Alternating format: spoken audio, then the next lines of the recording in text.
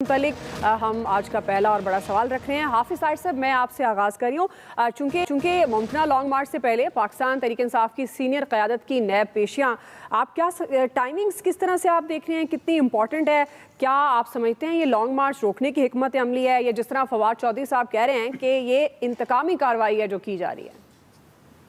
बिस्मिल्लाहिर्रहमानिर्रहीम नहमदुहु व नुसल्ली व नुसल्लिमु अला रसूलिहिल करीम। देखिए, गुजारिश ये है कि नैब में जाना अगर इंतकामी कार्रवाई है तो ये तो सारे ही अब नैब से होकर आए हैं, तो अगर कोई नैब के पास शवाहिद हैं तो नैब को बुलाना चाहिए। ना इंतकामी कार्रवाई माजी में होनी चाहिए थी, ना अब होनी चाहिए, ना आइंदा होनी चाहिए। नैब के पास जो है वो अगर शवाहिद होंगे तो उन्होंने बुलाया है, क्योंकि मुझे तो ये इल्म नहीं है। लेकिन असल मसला ये है कि पाकिस्तान के अंदर हकीकी एहतसाब होगा, ये एक सवाल है। हमें नजर नहीं आया माजी में कि जिसकी हम सुनते थे बहुत कुछ, फिर निकला कुछ भी नहीं है। और अगर जो मरियम नवाज साहबा कहती हैं कि जो उन पे केस ही नहीं था, 3 साल तक उनको उस केस के अंदर उनका पासपोर्ट जो है वो रोक लिया, बाकी चीजें रोक ली, तो ये बिल्कुल, ये इसीलिए हम कहते हैं कि ये सियासी क़यादत आपस में बैठे, एहतसाब के मामले में भी कोई बेहतरी लाए, इंतखाबात के मामले में भी कोई बेहतरी लाए, और मुल्क के हालात में भी कोई बेहतरी लाने की कोशिश करे। ये एक दूसरे से बात भी नहीं करना चाहते, ये बैठना भी नहीं चाहते। जहाँ तक लॉन्ग मार्च है ना, मैं आपको अर्ज करूँ तो वो शख्स जान को मैंने भेजा था, जरा चेक चुक करके आ। वो चेक करके आया कि आधे से ज्यादा लोग तो लॉन्ग मार्च चाहते नहीं है जो लॉन्ग मार्च का ऐलान कर रहे हैं। उनमें से आधे से ज्यादा का तो ये ख्याल है किसी तरह ये बलाज टल जाए।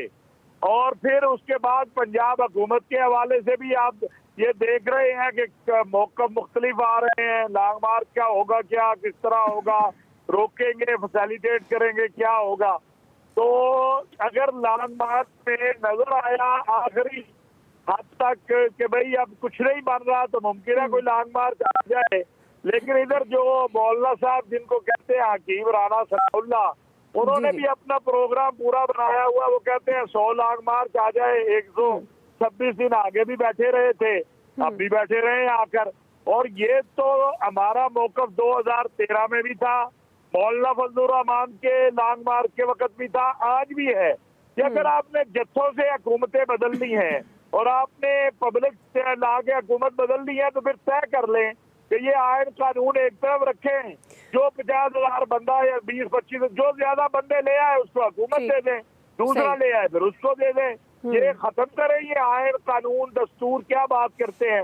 भाई पार्लियामेंट से पहले आप चले गए, अब आप जाके कह रहे हैं नहीं जनाब हम पार्लियामेंट से हमने रसीदे नहीं दिए।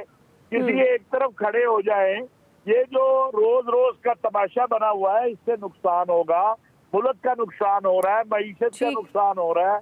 और आप सब कभी आप देखें ना, किसी की तवज्जो महंगाई की तरफ है नहीं है, किसी की तवज्जो सैलाब जदगाम की तरफ है नहीं है। बिल्कुल तो मैं नहीं समझता कोई लॉन्ग मार्च को रोकने के लिए जो है वो बड़ी प्लानिंग इस तरह की करने की जरूरत है।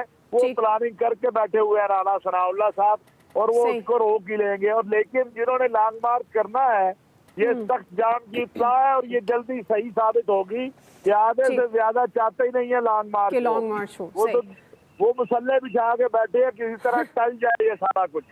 और राना सनाउल्लाह तैयारी करके बैठे हैं, आप देखते हैं किसकी तैयारी ज्यादा निकलती है। सही जी। सलमान हाफिज साहब, फवाद चौधरी साहब कहते हैं कि